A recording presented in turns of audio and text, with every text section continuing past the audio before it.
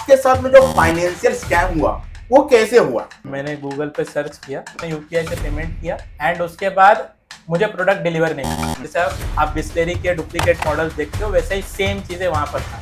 India में सबसे common financial scam क्या होते हैं? मेजरली 2-3 तरीके के स्कैम होते हैं और ये बोलते हुए कि मैं गवर्नमेंट से बात कर रहा हूँ, आपका आधार वेरीफाई करने के लिए मैंने आपको ओटीपी भेजा है, ओटीपी में प्रोवाइड कर दीजिए। बट वो एक्चुअली उनके नाम पे लोन लेने वाले।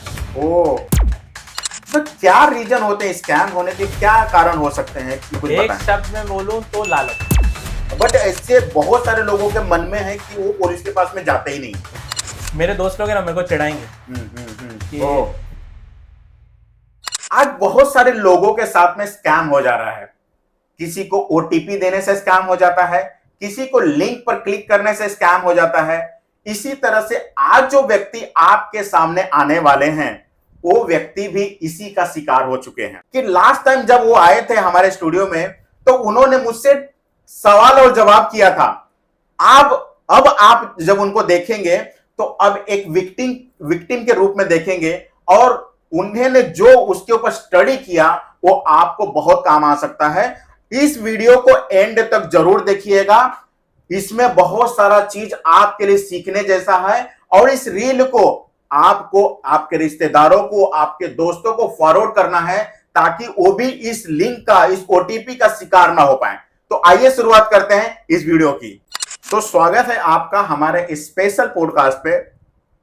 आप जब लास्ट टाइम हमारे पास में आए थे तो बहुत सवाल जवाब कर रहे थे, इंटरेस्टिंग सवाल कर रहे थे, मजा आ रहा था।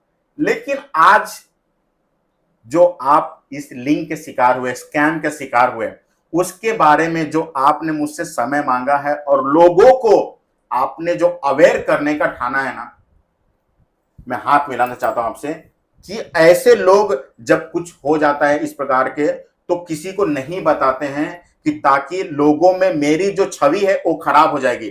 बट ये चीजों को आपने ध्यान नहीं देते हुए एक स्टेप ऊपर आपने लिया और सोचा कि मैं लोगों के सवालों का जवाब दूं ताकि वो भी इस शिकार से बच सके। तो मेरा पहला सवाल आपसे ये है कि आपके साथ में जो फाइनेंशियल स्कैम हुआ वो कैसे हुआ, उसके बारे में थोड़ा आप बताइए। मेरे साथ जो स्कैम हुआ वो ऐसा हुआ कि सर देखिए कैसा था, मेरी मम्मी का बर्थडे था, मैं उनके लिए कुछ शॉपिंग करने जा रहा था। मैंने गूगल पे सर्च किया, एक अच्छा शॉपिंग प्लेटफॉर्म है, मैं उसका नाम नहीं लूंगा, एक अच्छा शॉपिंग प्लेटफॉर्म है जिसको मैंने सर्च किया और मुझे एक चीज चाहिए था मेरी मम्मी के लिए एज अ बर्थडे गिफ्ट। जब मैंने सर्च किया तो मुझे सबसे पहले उसी वेबसाइट का नाम आ गया जिस कंपनी का मुझे चाहिए था। तो मैंने उस लिंक पे क्लिक किया और मैं कोई भी चीजें सीओडी पे मंगाता नहीं हूँ, कैश ऑन डिलीवरी पे मंगाता नहीं हूँ, मैं सीधा पेमेंट कर देता हूँ। तो मैंने यूपीआई से पेमेंट किया एंड उसके बाद मुझे प्रोडक्ट डिलीवर नहीं हुआ। उसने दिखाया कि 2-3 दिन में आपको आ जाएगा प्रोडक्ट, बट मुझे प्रोडक्ट डिलीवर नहीं हुआ। जब मैंने उस कंपनी में फोन किया कि सर मैंने ऑर्डर किया था, मैंने पेमेंट भी किया था, बट मुझे मेरा प्रोडक्ट डिलीवर नहीं हुआ है, तो उन्होंने कहा कि सर ऐसा कोई प्रोडक्ट हमारे पास, मतलब कोई रिक्वेस्ट आपका आया ही नहीं है। अच्छा, इतने लेवल तक गया? हाँ, मुझे समझ में आया कि यार कुछ तो गड़बड़ हुआ। तो मैंने जब वापस से सर्च किया तो वो वेबसाइट वापस से अपने टॉप पे आया और वो टॉप पे सिर्फ एक लेटर का गैप था। मतलब अगर मान लीजिए कोई कंपनी का नाम है तो उसमें से एक लेटर उन्होंने निकाला था और वो एक लेटर के बदले कोई और लेटर रिप्लेस किया था। जैसे आप बिस्लेरी के डुप्लीकेट मॉडल्स देखते हो वैसे ही सेम चीजें वहां पर था। ओके, जैसा मतलब बिलसेरी होता है बिस्लेरी का, वैसा उसी ही तरह वैसा ही सेम था वहां पर। ओके, तो मुझे समझ में आया कि यार मेरे साथ तो स्कैम होगा। वो प्रोडक्ट थोड़ा महंगा था, शायद 8,000-8,500 रुपए का था। सो प्रोडक्ट थोड़ा महंगा भी था तो मेरे साथ वो 8,500 रुपए का नुकसान हो गया। सो मैंने फिर सोचा कि क्या करें, अब पैसे तो आ नहीं सकते वापस। सो मैंने कुछ स्टेप्स लिए। मैं मतलब मैंने कंप्लेंट भी रजिस्टर्ड किया, बट उसका कोई रिवर्ट आ रहा है, मतलब धीरे धीरे, बट मुझे नहीं लगता वो पैसे कभी वापस आएंगे। तो इसके बाद ही मैंने थोड़ा सेल्फ स्टडी किया। ऐसा मेरे साथ वो थोड़ा सा स्कैम हुआ था 8,500 रुपए का। बहुत बुरा हुआ आपके साथ में ऐसा सुन करके, लेकिन जो हो गया अब उसके ऊपर तो कुछ किया नहीं जा सकता। अच्छा, आपसे मेरा दूसरा सवाल ये रहेगा कि इंडिया में सबसे कॉमन फाइनेंशियल स्कैम क्या होते हैं? देखिए कैसा होता है कि जब मेरे साथ स्कैम हुआ तो मैंने भी सोचा, कुछ इच्छुकता दिखाई कि भाई मुझे भी जानना है कि Okay. भाई अलग अलग टाइप के स्कैम क्या क्या है, हम्म, मुझे भी जानना था। सो मैंने थोड़ा सा सर्च किया, अलग अलग वेबसाइट्स को यूज किया, जिससे मुझे जानकारी मिली। मेजरली 2-3 तरीके के स्कैम होते हैं। सबसे पहला तो एक ओटीपी वाला स्कैम होता है, हम्म, जो अभी बहुत प्रचलित था बीच में। लोगों को ओटीपी आते थे, लोग ओटीपी देते थे, उनके साथ स्कैम हो जाता था। जैसे एक मेरे दोस्त को फोन आया था कि जैसे बीच में कोरोना वाला जब माहौल था, तब फोन आता था कि सर आपको एक आधार ओटीपी आया है, वो हमें प्रोवाइड कर दीजिए, नहीं तो आपका नाम जो राशन देती थी गवर्नमेंट, वो लिस्ट में से हम डिलीट कर देंगे। ओ, तो ऐसा ही मेरे एक दोस्त के साथ हुआ। फॉर्चुनेटली दोस्त थोड़ा पढ़ा लिखा था, तो दोस्त ने क्या किया कि उस मैसेज को अच्छी तरीके से रीड किया ओटीपी देने से पहले। तो उसमें एक कोई ऐप का नाम था जो लोन देता है, तो उसने उस स्कैमर ने उस ओटीपी से उनके नंबर से लॉगिन किया था और ओटीपी भेजा था, और ये बोलते हुए कि मैं गवर्नमेंट से बात कर रहा हूँ, आपका आधार वेरीफाई करने के लिए मैंने आपको ओटीपी भेजा है, ओटीपी में प्रोवाइड कर दीजिए। बट वो एक्चुअली उनके नाम पे लोन लेने वाला था। तो ये एक स्कैम होता है, ओटीपी वाला स्कैम। दूसरा एक फिशिंग ईमेल होता है, फिशिंग ईमेल या एसएमएस। लोग आपको एसएमएस करते हैं, उसमें लिंक होता है, और लोग बोलते हैं कि सर आप ना अपना, जैसे हम आधार का एग्जांपल लेते हैं कि आप अपना आधार वेरीफाई कर दीजिए इस लिंक पे क्लिक करके। जैसे आप उस लिंक पे क्लिक करते हैं, आपके सारे आधार के डिटेल्स, मतलब एक तरीके से आप वेरीफाई कर देते हैं, और सारे डिटेल्स स्कैमर के पास चले जाते हैं और आपके अकाउंट से पैसे निकल जाते हैं। तो ये 2 तरीके के स्कैम होते हैं। एक तीसरा स्कैम होता है कि भाई investment scam, stock market tips scam. कि लोग क्या करते हैं, जैसे बहुत सारे आज एड्स चलते हैं कि आप हमारा टेलीग्राम चैनल ज्वाइन कर लो, आपको रोज स्टॉक्स के टिप्स मिलेंगे कि ये स्टॉक्स को इस भाव पे खरीदो और इस भाव पे बेच दो। तो वो एक तरीके का स्कैम होता है। जैसे आपको 2-3 दिन तो रिवर्ट मिलेगा कि जैसे आप आज ये स्टॉक खरीद लो, और वो प्राइस मिलता है, आपको 2-3 दिन प्रॉफिट होता है। उसके बाद स्कैमर्स बोलते हैं कि सर आपने देखा कि आपको प्रॉफिट हो रहा है, अब आप काम कीजिए, ये सम ऑफ अमाउंट जैसे 10,000, 20,000, लाख रुपए हमारे अकाउंट में ट्रांसफर कीजिए, अब हम आपके बदले ट्रेडिंग करेंगे और हम आपको प्रॉफिट जनरेट करके देंगे। फिर वो वापस 1-2 महीने तक आपको प्रॉफिट देते हैं, और उसके बाद पैसे बंद, कॉन्टेक्ट बंद, आपको कोई कॉन्टेक्ट नहीं करते हैं।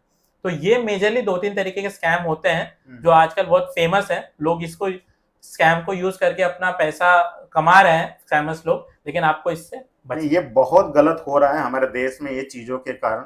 मतलब देश, मतलब बदनामी होती है इस तरह से देश की, तो ऐसा नहीं होना चाहिए।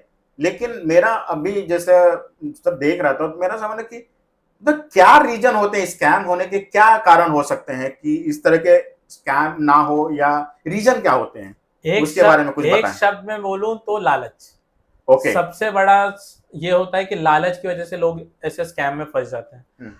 जब स्कैमर्स को सबसे ज्यादा पता कैसे चलता है कि मुझे इसको ही स्कैम करना है, आप अपने जब दोस्तों में, रिश्तेदारों में बात करते हो, तो आप बताते हो कि यार मुझे पैसे की कमी है, या मुझे ऐसी कमी है, मुझे फाइनेंशियल क्राइसिस है, आप ऐसा बात करते हो। यही बातें कभी कभी स्कैमर्स तक पहुंच जाती है। हो सकता है वो स्कैमर आपके आसपास ही हो, कोई भी हो सकता है, कभी कभी उनके तक वो बात पहुंच जाती है, और वो आपको, खास करके वो जो आज के डेट में प्रचलित है स्टॉक मार्केट टिप्स वाला, उससे आपको रीच आउट करते हैं कि सर आप हम पे भरोसा करो, हमारे साथ में इन्वेस्ट करो, मतलब हमको पैसे दे दो, और फिर आपको हम पैसे कमा के देंगे।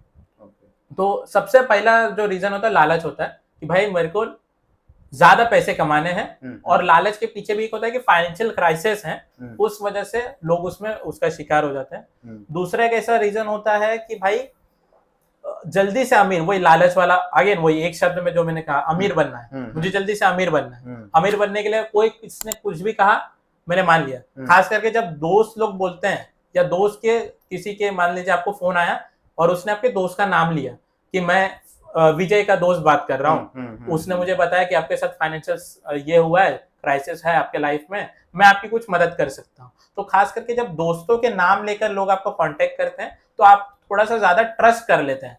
लेकिन वो भी एक फैक्टर है जिसकी वजह से आप उसका शिकार हो जाते हैं। पहला तो लालच, दूसरा कि रेफरेंसेस से कॉल आता है तो आदमी और ज्यादा जल्दी विश्वास कर लेता है, उसकी वजह से उसके साथ स्कैम हो जाता है। तो ये सब स्कैम से कैसे बचा जा सकता है? लालच कम कीजिए, सबसे सही आंसर है कि ग्रीड, अपना ग्रीड जो है, हाँ, वो उसको सेटिस्फाई कीजिए कि भाई मेरे पास जो है वो है।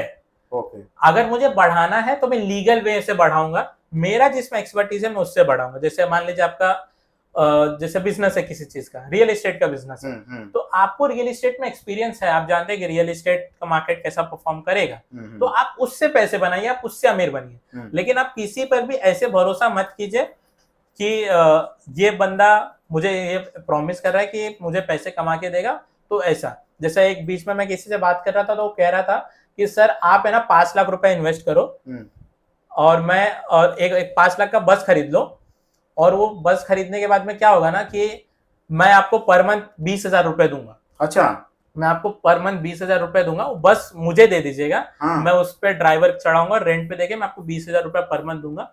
ये कुछ साल तक दूंगा मैं, और कुछ साल के बाद में वो बस मैं आपको वापस दे दूंगा। आपको उसको बेचना है, जो करना है वो कीजिए। लेकिन क्या होता है कि सबसे पहले आप इंडिविजुअल पे ट्रस्ट मत कीजिए। मेरा तो सबसे बड़ा कहना है कि इंडिविजुअल पे ट्रस्ट मत कीजिए। जैसे उस इंडिविजुअल ने मुझे कांटेक्ट किया कि मेरे लिए बस खरीद दीजिए, मेरे लिए कैपिटल आप इन्वेस्ट कीजिए, तो आप उस इंडिविजुअल पे कभी भी बिलीव मत कीजिए। आप कभी भी, अगर आपको कभी इन्वेस्ट करना है तो किसी सेबी रजिस्टर्ड या जो सेबी रजिस्टर्ड एडवाइजर्स हैं उनके आरबीआई हो, जो भी मतलब जिसके पास सर्टिफिकेशंस है उनके थ्रू ही इन्वेस्ट कीजिए। कभी भी किसी इंडिविजुअल पे विदाउट एनी सर्टिफिकेशन बिलीव मत कीजिए। पहले तो लालच कम कीजिए, और दूसरा अगर आपको करना भी है बिलीव तो उनसे नेसेसरी सर्टिफिकेशंस मांगिए, उसके बाद ही आप उनके साथ जुड़िए। बहुत अच्छा, आपने ये जो भी आपने स्टडी किया है बहुत उसमें सीखने जैसा है। अच्छा लग रहा है, हमारे दर्शकों को भी अच्छा लग रहा होगा मुझे लगता है। अब आप मुझे ये बताइए कि अगर किसी के साथ में ऐसे स्कैम हो जाए तो उससे कैसे वो बचे?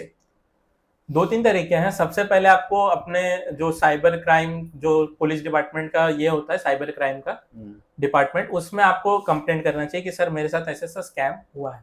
उसके बाद आप गवर्नमेंट हेल्पलाइन नंबर है 1930, इस पे आप कांटेक्ट कर सकते हैं। जितना जल्दी आप कांटेक्ट करेंगे गवर्नमेंट से और उसके इंस्टीट्यूशन से, उतना ज्यादा चांसेस है कि आपके पैसे वापस आ सकते हैं। जितना ज्यादा आप लेट करेंगे उतना ज्यादा वो स्कैमर दूर भाग जाएगा, जो भी हो सकता है, आपको पैसे नहीं मिलेंगे। जितना जल्दी आप ये करेंगे, कांटेक्ट करेंगे गवर्नमेंट और उसके इंस्टीट्यूशन से, उतना ज्यादा चांसेस है।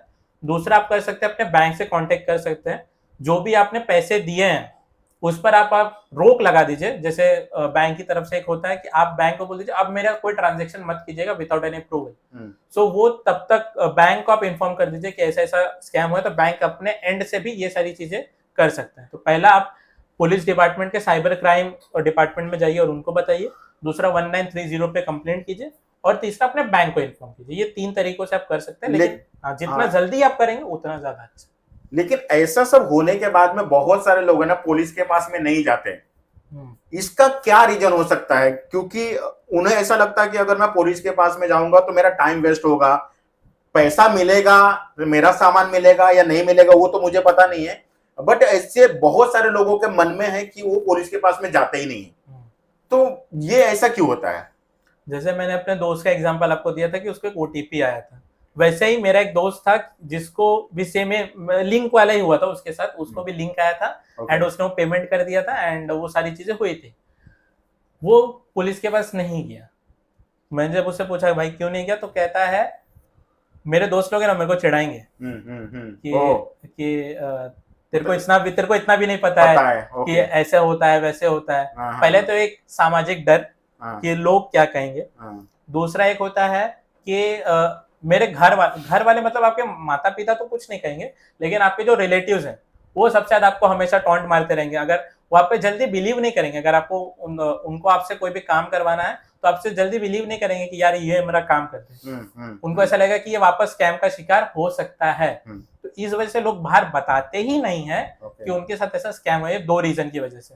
जो एक कहते हैं ना कि लोग दुनिया का सबसे बड़ा डर क्या कहेंगे लोग, हाँ, वो जो एक डायलॉग है वही लोगों को रोकता है। बहुत अच्छा सीखने के लिए मिल रहा है और बहुत अच्छा आपने नॉलेज दिया। आपकी ये बात सुन करके मेरे पास में भी एक स्टोरी मुझे याद आ गई, अगर आपका परमिशन हो। परमिशन क्या सर, आप ही का स्टोरी। तो मैं कुछ बोलूं।